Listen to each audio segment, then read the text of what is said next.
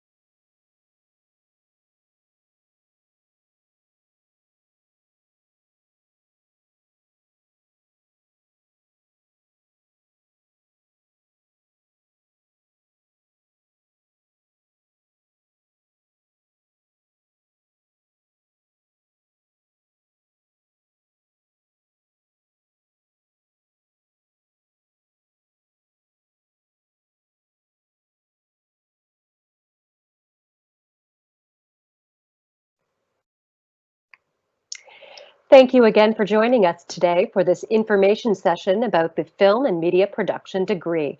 We'll open with an introduction from Garrett, who will share a bit of information about himself and the program. Garrett? Hi, everybody. Welcome. Thank you very much for joining us. Sorry, hopefully that I don't know if when I went live there. Hi, everybody. Thanks very much for I did it again. Thank you very much for joining us. I know this is a weird setting to kind of have a something that's sort of like an open house, but hopefully I can at least tell you about the program and give you some idea about sort of how it's structured and what to expect if you join us here. I can tell you a little bit about myself. I've worked in the film industry in Toronto for I think over almost 25 years now, and began teaching at Humber about maybe 11, 12 years ago. And started coordinating this program about 8 years ago. My area of film was post-production, but the one thing that you'll find about our program, and then in fact, I would say this is true about all of the film programs in Toronto, we're all really lucky here because Toronto's a great city for film, and so there's a lot of really talented people working here who also spend time teaching in the various programs around the city, and ours is no exception. We've got a great faculty of active filmmakers teaching in our program, and all of us maintain our connection to the industry and to the community. And it's a great community here, like I said, so it's a really good place to study film. Not just because it's a good city for film, but also just because it's a good city in general. Lots of stuff going on here. Well, of course, things are a little tighter these days, but generally speaking, lots of great access to all kinds of cultural and otherwise things to do in Toronto. So it's an exciting program. It's an exciting place to study film, and I think that the thing that I observe is, like I said, we actually have a wealth of really good film programs in Toronto, a number of them. And so really, as I think that because and the reason that you're here right now is that the way that you're going to identify which program is the right one for you is by getting to understand exactly how that program operates. So I encourage you to ask me all your questions, of course, but I think at the heart of figuring out whether or not our program is right for you is an understanding exactly how we approach the learning of film, because while we have all these great film programs in Toronto, they all have slightly different approaches. So anyways, that's hopefully that sort of gives you some kind of basis of what we're going to do tonight. But I guess maybe I'll stop it there and I'll see what questions you have. So we're going to open the floor to questions right now, but I'm actually going to throw one of my own to you because I'm sure people at home are wondering a bit more about some of the professors who teach in the program, because we do actually have a wonderful, robust group of, or a wonderful group of filmmakers with robust industry experience. So would you mind sharing a little bit more about them? Sure, yeah, and in fact, and I think that some of this information is actually available on the web. I hope that's true. I hope what I'm saying is true. But yeah, no, that's true. We've got a lot of people who are quite active in the industry and really working at the top level, both in Toronto and abroad as well. And we've got award-winning faculty, faculty with Emmy nominations. We've worked on Oscar-nominated films and BAFTA-nominated and winning films, and I think for one of the things that's really great about being able to attend a film school in a city like Toronto is that really what we get is teachers who are really specialists in their area. So if you're taking a sound class, you're taking it with someone who that's what they do with their life is they do sound for film. Or if it's a production management class, you're taking a class with a production manager. If it's a writing class, you're taking a class with an active writer, directing, picture editing, all those things. So the people working in our industry are doing that job in the industry that we're in, as opposed to kind of being generalists, which is what you get in some film programs, where you get sort of people who are fundamentally academics who understand film as an academic study, but maybe not so much as a practical study. Yeah, does that kind of answer that question, hopefully? I think it's a very good place to start, yeah. We actually have an excellent question from Haley, who is here. So Haley has asked, what does this program offer that other colleges may not? Yeah, so that's the $1,000,000 question. And I guess what I would tell you is this, is that the thing about film is that there's is as many ways to make a film as there are types of films out there. And as I said, we really do have an embarrassment of wealth of good film programs in Toronto. So we don't offer anything different in terms of what you end with. At the end of the day, you are going to learn how to make films in any program. What we do that's different is more in sort of our philosophical approach to how we teach film. And this can be kind of a long answer, so I will try not to go on about this too long, but this gets back to what I was saying at the very beginning about how your decision about which program you want to enter is going to be should be founded in your understanding of the way that program approaches film. And so your question, Haley, is an excellent one, because it is really at the heart of that the heart of that consideration. I can say two things about that I think will answer that question, and I could go on about these two things for the full hour, but I'll try to make them as brief as I can.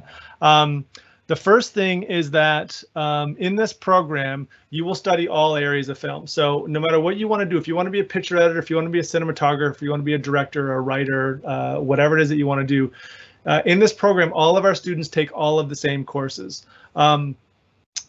The reason that that's it's not a unique way to study film. There's lots of film programs that do that in film programs around the world. I think that our program focuses on that maybe to a greater degree than your average film program. And the reason that I think that's really important is because film it's an industry of silos, where you've got people with the thing that's interesting about film is that you've got all these various different skill sets. If you want to work in, I don't know, music or something, like everyone in music is a musician, and everyone in writing is a writer, and everyone in painting is a painter, but of musicians and writers and painters and people who work with lighting and people who work with camera and people who are into acting and people who do clothing design in makeup and all those things. So you have all these silos where people are doing these very specific jobs, but all these jobs lead into a final product. And so the thing about studying all of these areas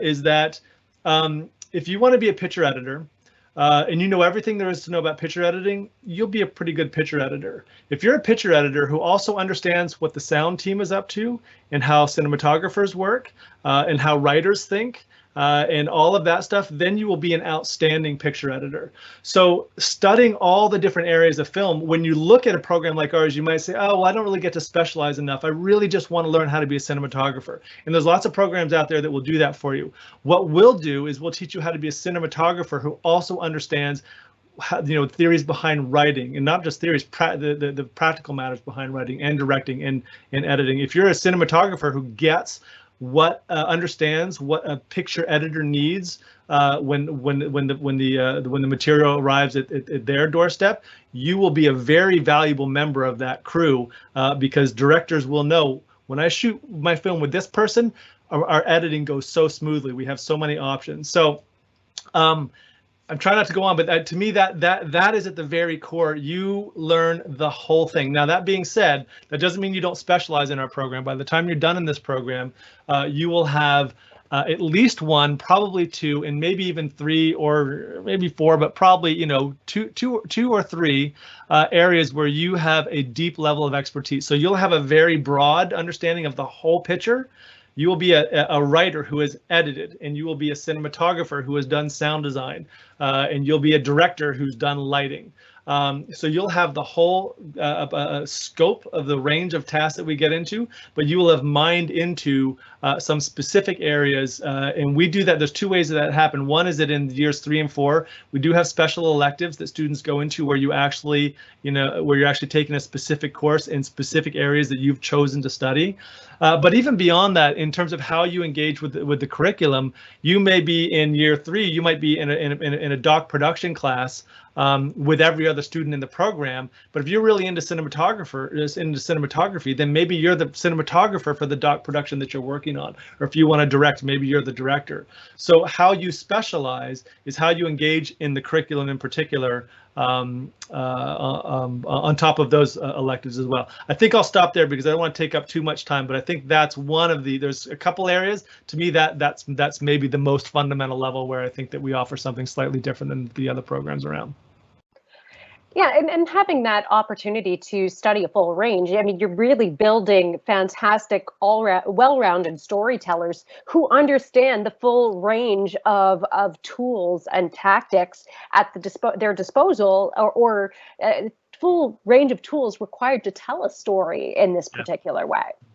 Yeah, thank you. That's true. And if I could add one more thing to that, because you're right. The other thing that gives you is it gives you exposure to other things that maybe you didn't even know. I went to film school many years ago, and I think like everyone else, I just thought I was going to be a director, and I went into film school, and I actually took a sound class to get out of a video class that I didn't want to take. And I had to take that class, and I ended up falling in love with sound, and I've made a career out of working in sound, not because I thought that's what I was going to get into, but because I got exposed to that in film school, and then that led me down a completely new path. So that's true, what you're saying, Natalie. And on top of that, that exposure will also open opportunities where we'll be like, actually, I didn't realize what a lighting designer really did. Maybe I want to pursue that instead of cinematography. So yeah. So we have, just changing gears at the moment, a really specific question actually about the application process, specifically the supplemental application. So I was wondering if you could talk a little bit more about that and specifically address whether or not prospective students would get an opportunity to see examples of the supplemental application. Yeah, that's a great question. We have, I'm going to have to look into that because that's something that we've discussed over the years. We actually changed our admission requirements last year. Actually, last year was the first intake. So we've gone through 2 cycles where we've had students doing these applications. Actually, I take that back. We've gone through 1 cycle, and so we don't actually have a wealth of examples that we are authorized to show you guys yet, because we have to get permission from the people who make those. So I think but I think people generally agree that it would be great to be able to give you guys examples. I know that at some point there was some that were kind of floating out around there. If people want to email me, I can look into that further and see sort of where we're at, because I know that that's been discussed. The thing that I will say about that is that while I completely understand why you might want to see some examples of work that people have done. The reason that I don't feel terrible about you not getting to look at those is because one thing that happens when you watch other people's work and other people's submission, you actually tend to think, okay, well, that must be my path in.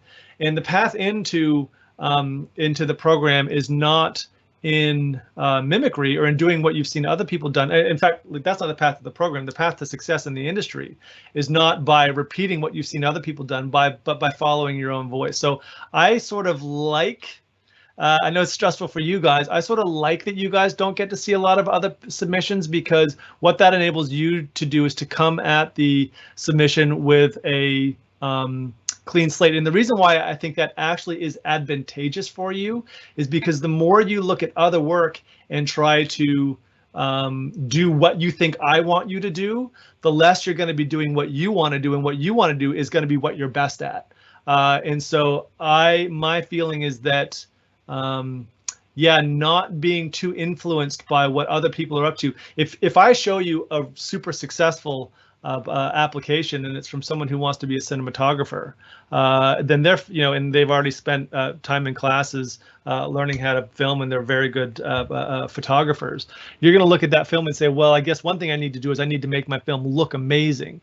And if your strength is actually writing, you may throw too much energy at getting the look of the thing right and sell short really where your strength lies and where the heart of your efforts should lie, which is in your writing. Does that kind of make sense? So I think that I get why it feels like it would be good to see that stuff in an application like this and in a program like this, where we don't just need good writers, we don't just need good cinematographers, we need good writers and good cinematographers and good directors and good sound people. We need that whole gamut. So really follow your own heart about what you think is the most meaningful story to you, and I think that's when you'll make your best work. It's a great answer. And for those of you who do want to reach out to Garrett, his contact info will be up on screen at the very end. Garrett, I do want to pick up on something before we go to another question, something that you did say.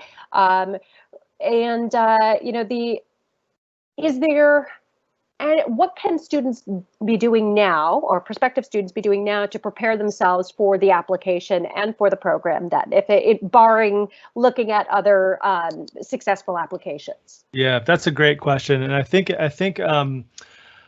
what you can really do is, again, reflect on sort of not just where your strengths lie, but really where your interests lie, really what we're looking for in those applications. I mean, sorry, those secondary requirements, once you get to the point where you're submitting your secondary requirement, we've already established that you have the academic stuff that we need to get into the program. So at that point, we're not looking for, we're not looking to know that you can survive the academics of the program. What we're looking for is evidence that you sort of have that sort of creative drive, that creative curiosity, and that you are willing to kind of experiment, and that you have an interest in the world. But the thing that all our arts-based programs do is that, the thing that all arts do is that, what we're doing as artists is we're trying, we take in the world and then we kind of mull it around in here, and then we reflect that back out for the world to see. And that's really what we want to see in the application, is less sort of videos about I really like skateboarding, or I really like hanging out with my friends, or I really like playing Xbox, and more like, this is what I think about the world, and this is what I kind of want to say about the world. That's a pretty ambiguous answer to your question, but I think that really the strongest applications in those secondary requirements are one that really sort of reflect what drives that person, because that's the thing. We can teach you everything you need to know about film in terms of the technicality. We can teach you how to run the cameras and how to run the editing and all that technical stuff. There's a ton of it to learn, and we can teach you all that almost regardless of who you are. What's very hard to do, and I would argue maybe impossible to do, is to instill in a person a sense of curiosity, and a sense of critical thinking and critical analysis. Those are the things that we really need you to show up with. And so my questions are too long, I'm sorry, but yes, I think that's my answer to the question, is spend time in here, spend time exploring the world, and find things in the world that you think are interesting, and then address those things in your little 90-second film or 75-second film, whatever that is. Yeah. No, I think that's actually a great answer. I mean, you're essentially looking for a point of view. Yeah, that's exactly right. That's exactly what we're looking for, as a point of view. Yeah. And by the way, to be clear, we don't have to agree with that point of view. You don't need to make a film that I agree with in order to get into the program. For sure, you don't need to do that. Someone who presents a point of view, I mean, as long as it's not offensive, someone who presents a point of view that is that differs from my point of view, I find that very interesting, and that's just as happy to have. By the way, not that I make all the decisions, but as a program, we're just as happy to have people who differ from the way that we think. In fact, we have to have that. That's what any good film program, that's what any film industry needs, is differing opinions, for sure. Also on this, as a follow-up to the secondary requirement question, so we have another question about when are the materials due? So I should know the answer to this question. Natalie, you might know maybe even more about it than I do. My understanding is, so we do what's called a rolling admission, which is that we, as long as there's spots, we basically once we begin evaluating applications. As we don't sort of pool them all and then take the top X number. We basically, we look at your application, and if it looks like you're good to go and you're gonna thrive in this program, we offer that admission. So that being said, there is a deadline. I think it's the February 1st deadline for equal consideration, which I believe, and Natalie, you can correct me if I'm wrong, what that means is that if you get your application in before February 1st, I think, then if you're deemed appropriate for the program, you get a spot. We don't close the door prior to February 1st. After February 1st, then we just go until we're full. Is that correct, Natalie, as far as you know? That sounds right? That is correct. February 1st is the equal consideration deadline every year. So we do, if you believe that this is the program for you, we do encourage you to get your application in early. So well before the February 1st deadline. Yeah. So then you are eligible for an equal consideration offer. Yeah, basically the sooner you get your application in, the better your chances are of getting into the program. That doesn't mean that you need to. I wouldn't encourage you then to turn around tomorrow and submit one. Like, you want to balance good along with quick. So take your time, do it well. You don't have to get it in tomorrow, but yeah, getting it in earlier than February 1st is beneficial to you for sure. Yeah. Yes, and though if you do have it in advance and not, the night before February 1st, if you are deemed a successful applicant and an offer is going to be extended to you, you tend to hear about those offers either February 1st or just shortly after. So you're not waiting, for example, until, April. So again, that's another reason, because it helps you finalize your plans. And everyone I know likes to take I know I like to take lots of time to make my plans. I like good lead time. Yeah. So we have another question here about pathways out of the program. Specifically, are students able to transition to the animation industry after this program? Yeah, so it depends on. So when you talk about pathway, if you're speaking specifically in terms of pathways into job placement, or not job placement, but into specific jobs, which is, and just because pathway also refers to a pathway into another course of study. So you can have a pathway into a diploma program and an animation program. And so I'm going to assume that's not what you're asking about, but let me know if it is. If you're asking about pathways into careers, again, like, it's one of the things that's nice about studying in a pretty broad program, is that we have students who go into all areas of filmmaking. And in fact, so to be clear, we do not teach any animation in this program. That being said, we've had actually a handful of students who have gone into animation out of this program. Now, those are students who also sought out their own professional and personal development, and they already came with good animation skills. But we don't train animators in specific. So if you are interested in being an animator, Humber has an excellent animation program, and you should definitely look at that. What this program is more likely to do is to prepare you to be sort of a director of animation, perhaps, or to work, within the animation industry. We've got students who have gone into animation. We've got students who have gone into video game and game design on top of the more conventional film and television and broadcast type. Well, not broadcast, but film and television and that kind of work. Yeah. Great. And we just have another follow-up to the application question. So when do you typically start looking at the supplemental application materials? Yeah, that kind of varies, and I'll confess right up front that this year is a bit of an unknown because frankly, we're all pretty swamped right now and just trying to get through course material and trying to deliver our course content. So in the interest of being really upfront with you, I don't know. I mean, I think the timeline that Natalie said is accurate. We're going to strive to start giving out offers in early February, and I think that what happens is basically we bring on a team that actually that involves faculty, but also filmmakers who review the applications. And my guess is that we will start getting that team together probably sometime in December to actually begin that review process. But I want to be honest with you. Like I would hope that we are, as Natalie said, we're putting out our first offers in February.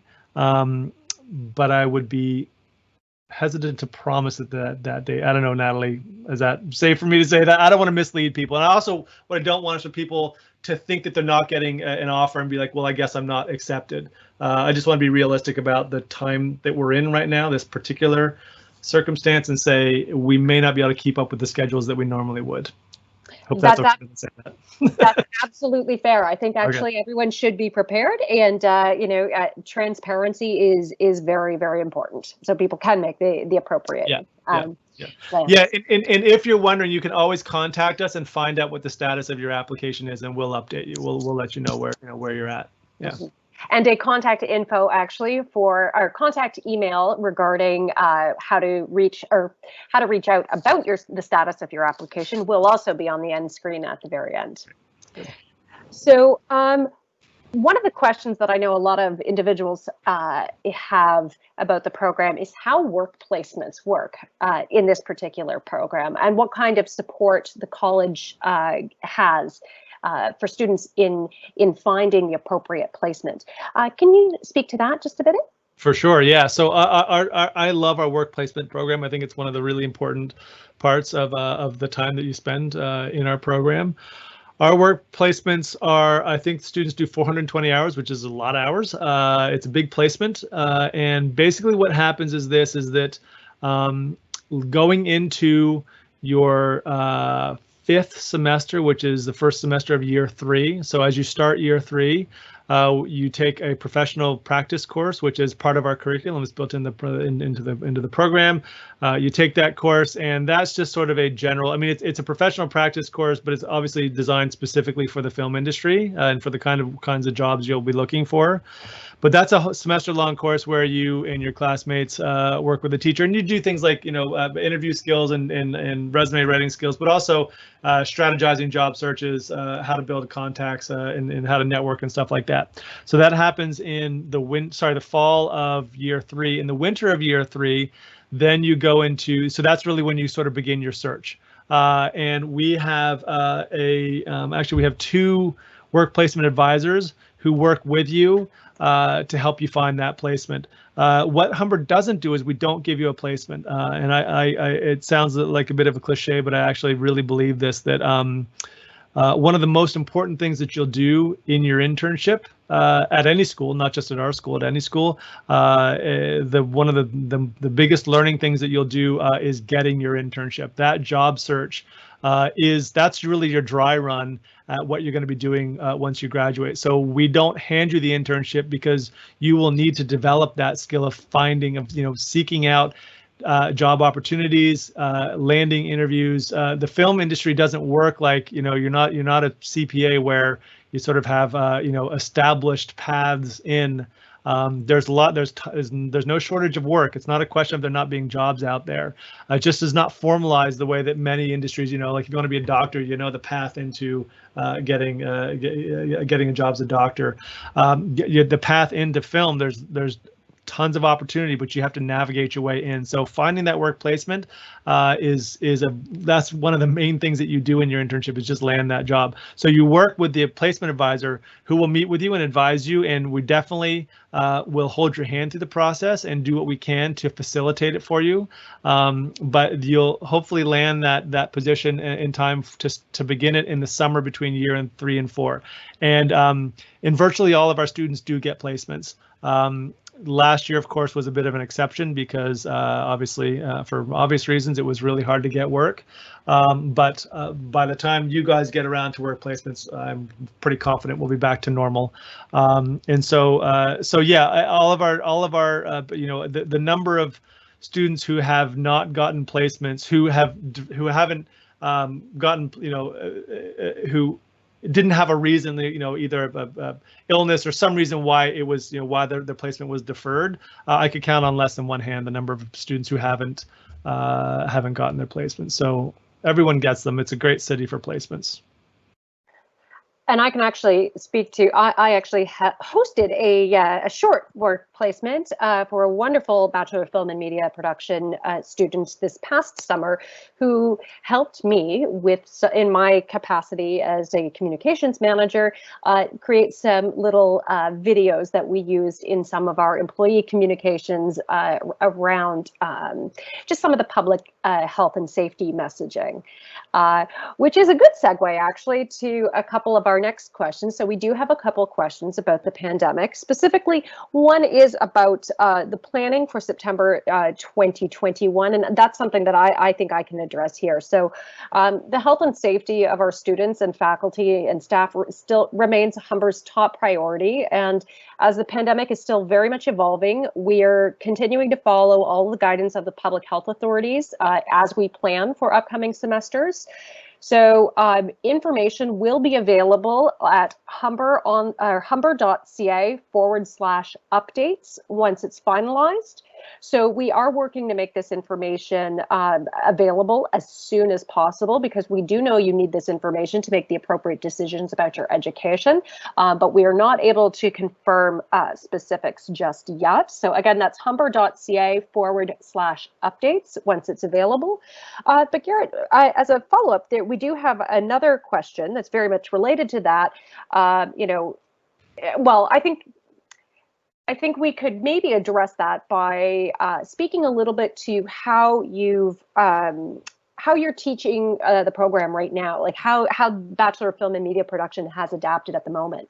Yeah, well, so I mean, so a couple things. So the first thing I'll say, on top of what Natalie's just said, in terms of like exactly how our program's going to handle it, the one thing that I will say is that, of course, we have no idea where we're going, not only next year, but in the next 4 years. So, I mean, I think we all have a reasonable belief that we will be back to something more like regular life, certainly within, 12 months from now. I think that's we'll be getting close to getting back.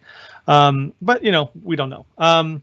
So the thing that I will say is that in terms of like what this means for you guys, one of the ways in which you're lucky in that you are considering film is that this is actually not a terrible time to be starting in a film program. And the reason for that is because I know that we think of film programs as being very hands-on, and they are very hands-on, and our program is a very hands-on program, and that's definitely one of the compromises that we've made. Is it's just made it more difficult to get students hands-on gear.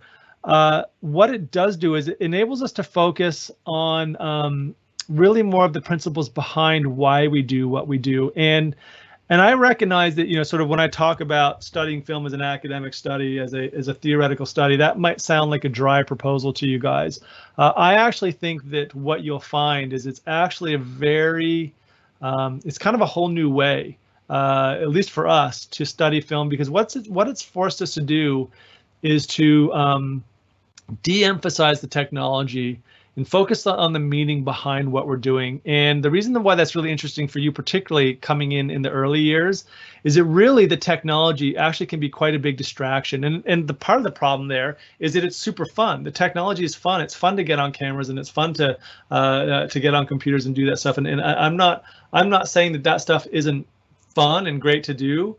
But once that actually was lifted away and we didn't have access to that anymore, it actually kind of opened up the door for us to focus on really the meaning behind what we're doing. And once you sort of get over the initial shock of saying, yeah, I really hope to get my hands on equipment, and we began actually sort of studying the foundations and the roots behind why we do what we do. I think it's actually going to enable a really interesting and new kind of, it's not a new kind of learning, but it's a new way to focus our approach. I don't know if that makes sense, but I think that is, I'm not going to, I will be the last person to stand here and tell you that, that things are better now, I'm not saying that I wouldn't really like to get back to the old way. I guess what I'm saying is that doing it this way has forced us to rethink our approach, and there actually is great lessons that we will be learning that we can take back to the old way of doing things. And I think that, and I don't want to be overly ambitious here, I think that by the time you guys join us, we're going to be transitioning back into, I hope, we're going to be transitioning back into something that is going to be a hybrid between this mandated, really pretty theoretical approach and a more traditional kind of hands-on approach. And the truth is that even if that doesn't happen, even if it turns out that we get back to next September and we're still in the exact same boat, we've figured out a great way, particularly for first year. We've figured out some great ways to really focus in on the heart of what we are trying to train you guys to do. And so we've managed to for lack of a better way to say it, we've managed to train practical skills in a theoretical setting, which if you told me a year ago we were going to do that, I'd say that's nonsense. It's hard, for sure. It's hard. But I think that the learning will be deep by the time we get through it all. I hope that's a suitable answer. No, absolutely. It's a very thoughtful answer. So one of the things that I'd like to highlight, or I'd like us to highlight, is that a lot of graduates from this program are working in a whole range of different media. And you touched on that a little bit, but I was wondering if you could expand and specifically to speak about some of the roles that they are doing, or the different kinds of work they find, or the different areas, where sure. Prospective students might have seen their work. Yeah. So we have students working on feature films. We have students working on CBC productions. We have students working on all kinds of television shows, so we've got students doing production manager. We've got students working in the editorial departments. We've got lots of students working in camera departments on narrative, lots of documentary work, TV and film. What else we've got? So yeah, a lot of students end up in camera. We're just particularly good at training camera people, I think. So lots of students end up in the camera department, lighting. But we've also got students working doing costume design, which is something we don't even teach. And we actually have a number of students who have gone into costume simply because they're the breadth of their, these were students who gained a really broad understanding of again how we approach film, and then realize that actually they really are intrigued by the idea of production design and costume design, and took skills that they already had and then applied that to what they knew about the industry and are actually doing quite well. So what else? We've got students who are working in distribution. So lots of students in the business end. Did I say production management? We've got students assistant directing. We've got students directing independent films, like their own smaller films. So nobody directing features that you'd have seen in any theater on TV, but directing their own projects for sure, and directing commercials for sure. Did I say, well, animation? Yep.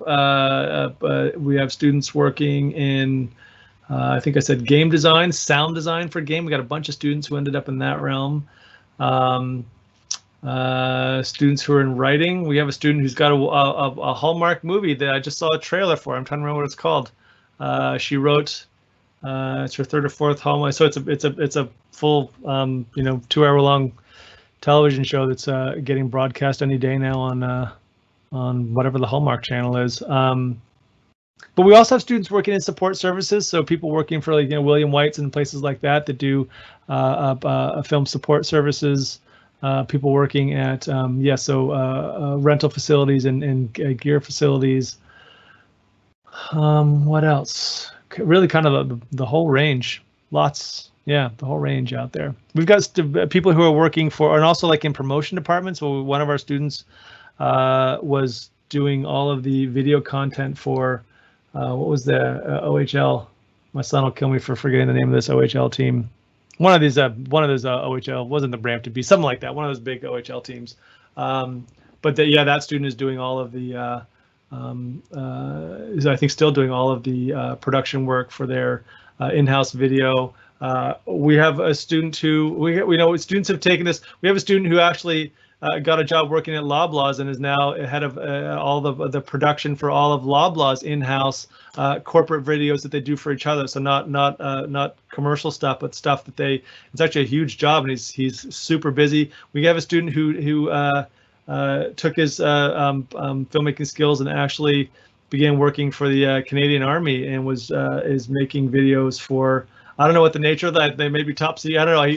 He never tells me what they actually are, but his family had a military background, and so he had an interest in that, but he was also a really talented filmmaker, so he was able to take these two things and turn it into a career for himself. So there's certainly tons of opportunities out there.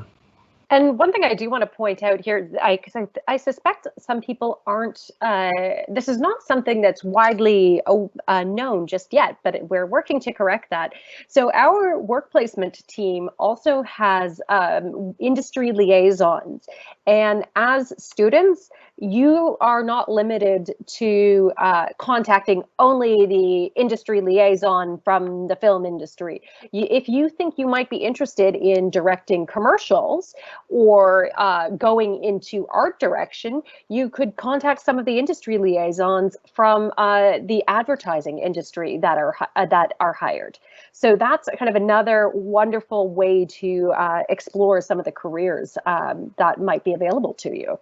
Yeah, for sure. And even the faculty, like I said, all of the faculty remain very connected to the industry as well. So sound and post-production, that's what I work in. If there's a student who's has an interest in working in sound, they usually set up a meeting with me and we sit down and we have actually usually 2 or 3 long sessions where we talk about, I've give them my contacts and I tell them, if you talk to this guy, make sure you say this, and I give them some insight into kind of what I know about the industry. So yeah, not on top of the industry liaison and the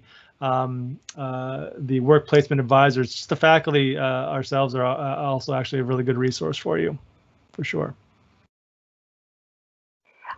So we have a really specific practical question here. How many students do you typically accept into the program each year? Yeah, so our program, we cap it at 72 students. That's the most that we can let in, so that's the number. And I don't know. I mean, last year was a different sort of beast in terms of the admissions process. But typically, I think our program usually gets between 5, 6, I think one year even 700 applicants. So we get a lot of applicants for 72 spots. So it's definitely a competitive program to get into, but you should definitely still apply though. It's anyway,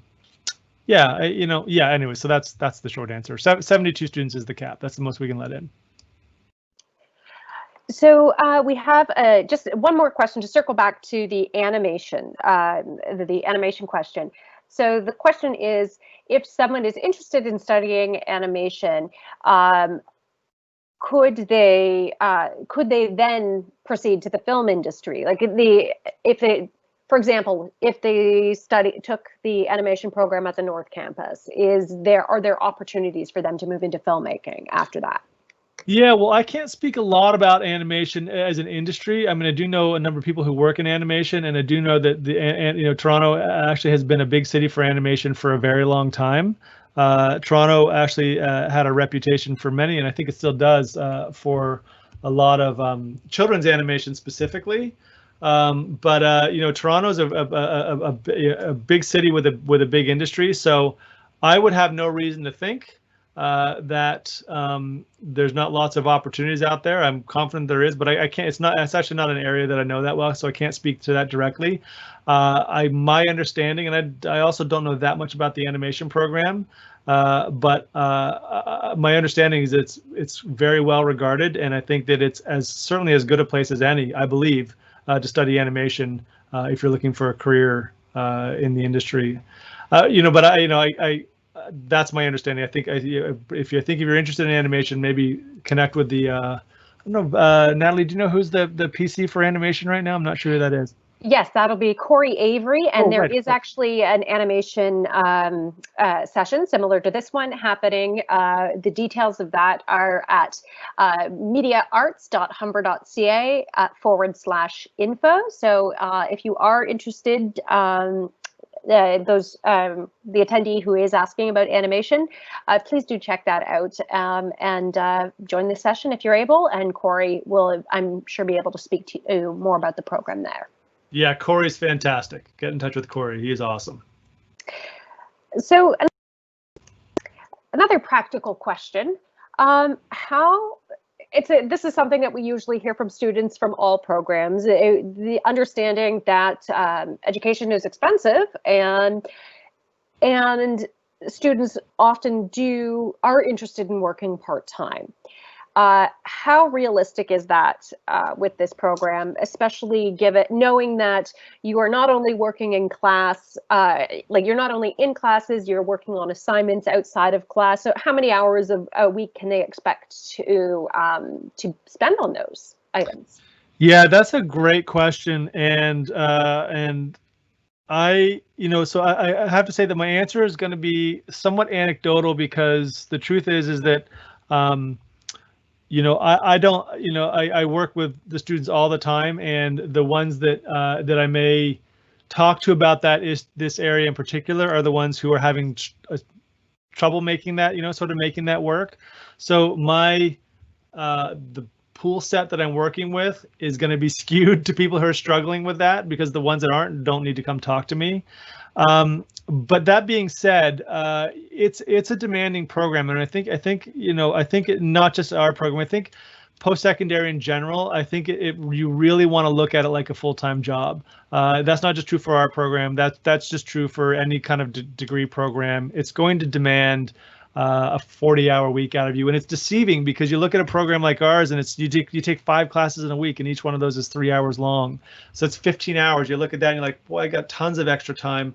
The 15 hours that you spend in class is usually about a third of the amount of time that you're going to spend in any given week working on actually engaging in the curriculum. So you're doing, usually, at least for every hour you have in class, you have an hour outside of class. That's sort of the established formula in a program like ours, but there's some weeks where you're doing much more than that. So in production weeks, it's super busy. So that being said, of course, we understand that for a lot of us, like we need to work in order to be able to afford education. And as Natalie said, education is expensive.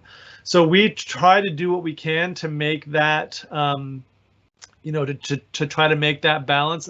The thing that I would say, and again, not just for our program, but for any program, really the way that you have to navigate that is by connecting with your teachers ahead of time. What doesn't work is to have a part-time job while you're going to school, and then do night shifts that bring you in at 6 a.m. and then you have assignment due that morning, and you talk to your teacher and you say, I worked until 6 a.m. I don't think I'm going to get this assignment in time.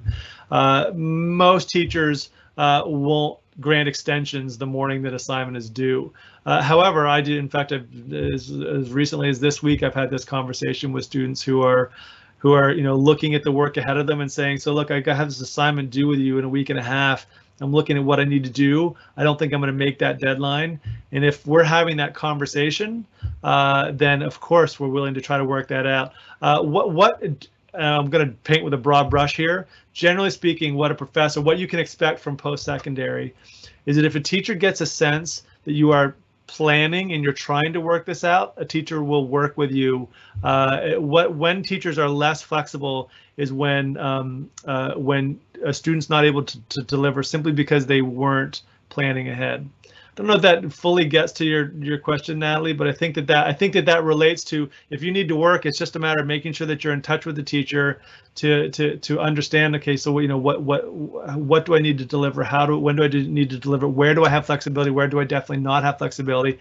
And also, by the way, although I'm loath to say this, also, by the way, it's sometimes a matter of kind of picking your battles, right? And saying, okay, well, I've got 2 assignments due this week. This one's worth 25% of my mark, and this one's worth 5%. I'm gonna spend my time focusing on that 25%. So sometimes, and again, I bring that up just in the interest of being really honest and straightforward with you about it. It's tricky. It's hard having a job and doing post-secondary. It's a big ask. The good news for you is that the work you're going to be doing at school will be work that you love, and it's not like maybe your experience in high school where you're having to do things that you don't really want to do. You're having to, write history assignments, or hopefully you like your history class, but you're having to engage in content that's not particularly meaningful for you. At least when we make you work your butt off in our program, it's going to be work that you're really going to love doing. It's going to be meaningful to you, and so it's maybe a little less like work. Still hard work, but it's kind of fun hard work. And you do bring up a really good point about the importance of communication, which is a great skill to have on the job anyway, because there are some times where, we do hear about films running behind schedule and Absolutely. over budget. And, having those open conversations with your team members to saying, hey, you know what, we're not going to meet this deadline. That's really important to plan ahead so the appropriate adjustments can be made. So, it's a good skill to be developing. Even as a student. I agree 100%. In fact, I think it's a crucial skill. That ability to sort of recognize sort of where you're at in a project. It's what every producer is ever going to want from you. Every producer wants you to deliver their stuff on time, but short of that, what they want is to not be surprised the day before something was due that didn't come in. That is the producer's worst nightmare. And so I will work with people very happily if I know I can trust them to communicate with me about what's going on. But it's hard. I run into it even as a coordinator. I run into it especially. It's stressful, right? Like you find yourself behind, and then it's like, oh, and that's stressful, and then okay, I'm just gonna, then you don't deal with it, and then that thing kind of snowballs. And the worse it gets, the harder it is to get in touch with your teacher, and those things they're stressful. And the nice thing about school is that's a place for you to sort of go through.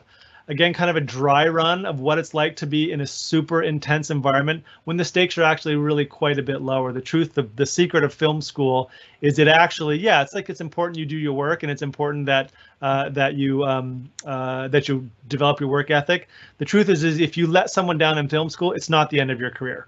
It's not going to shape your life. Whereas it can in the industry, and I have horror stories about people who have made sort of one terrible mistake and dropped one ball that turned out to be a huge ball, and that ended up being a very big problem for them in their career. Film school, it's just film school. You fail a class in film school, you're going to be fine, right? I didn't just say that. That wasn't recorded. I didn't. Yeah. Well, we do tell. I've been told, or was told even when I was in school, that no one's going to look at your transcripts when they're hiring you for a job. They're going to be looking at your work. Yeah, that's absolutely true. Yeah. So first, I want to share this kudos that has come in to you, Garrett. It's specifically a thank you to you for the in-depth answers. So very happy to, yeah. And if there's anything I felt like, if anybody didn't get to any questions or anybody has further questions, I'm really happy for people to contact me, and we can set up calls like this or phone calls, whatever you're comfortable with. Very happy to continue the conversation for sure. So we have from the individual who passed on their thanks, there's also the question for some specific examples of films or shows that students have worked on when it comes to directing.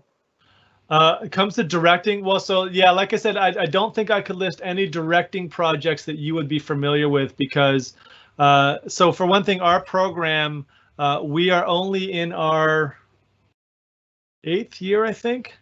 9th year, somewhere around there, somewhere between 10 and 8, which means we've only graduated 5 cohorts, I think 5 or 6 cohorts, which if you know about directing, it's really hard to go 6 years out of film school to being a director. So we're young enough that we don't have, and you know, I just want to be clear, being young, this is a very good program with a very good reputation. And I say that not as because I know you think I'm trying to sell you the program. I say that as someone who works in the industry and knew about the Humber reputation before I even started teaching at Humber. You know, and again, in the interest of transparency, we've got a lot of great programs in Toronto, a lot of great programs that all have really good reputations, and Humber's up there with all of them. So that being said, the reason that we don't have directors yet is because our graduates are too young. But I have a lot of confidence that we will have them up there. You know, it's the thing about directing. You know, directing is sort of kind of a bit of the holy grail of the. I know like I said, when I went to film school, I thought I was going to be a director. Then I actually took a directing course and realized not only was I terrible at it, I hated it.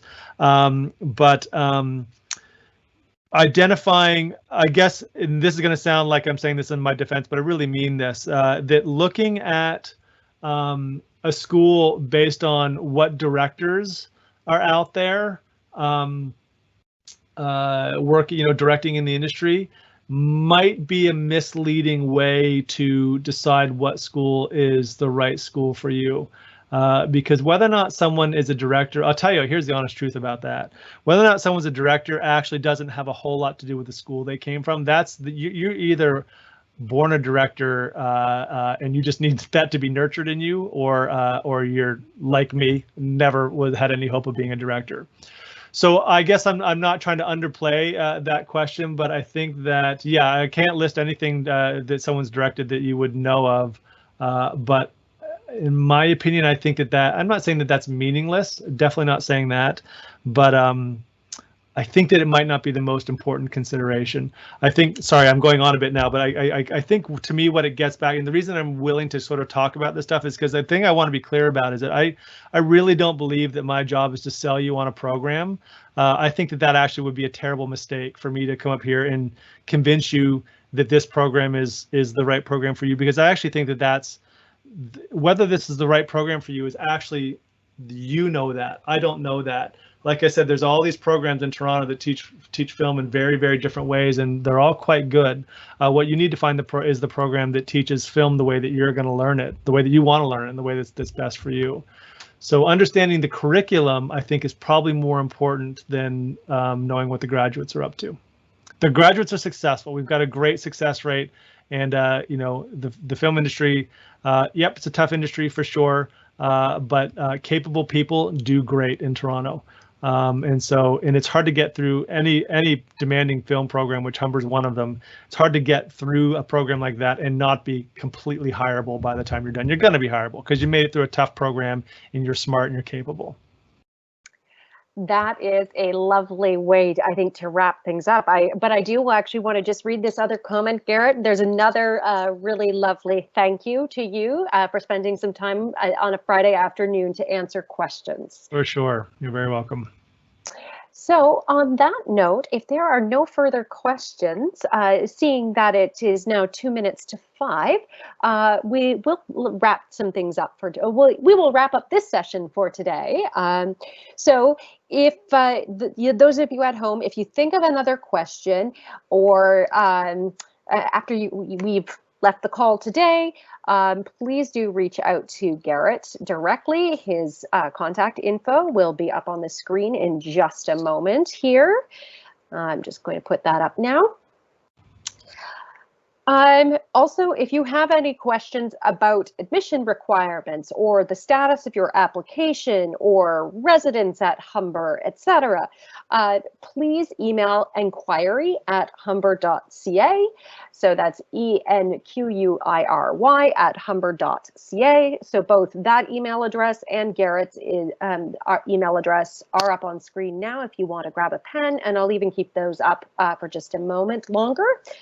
Thank you so much for sharing your afternoon with us, and we hope that you'll have a chance to explore everything that Humber has to offer via the virtual open house page. So that information will be up at humber.ca for the next few weeks, and there are some recorded info sessions from our November 14th open house, and those sessions include things like financial aid. And in the meantime, we hope you'll stay safe and healthy, and that we'll see you next fall. Thank you again, and have a wonderful weekend.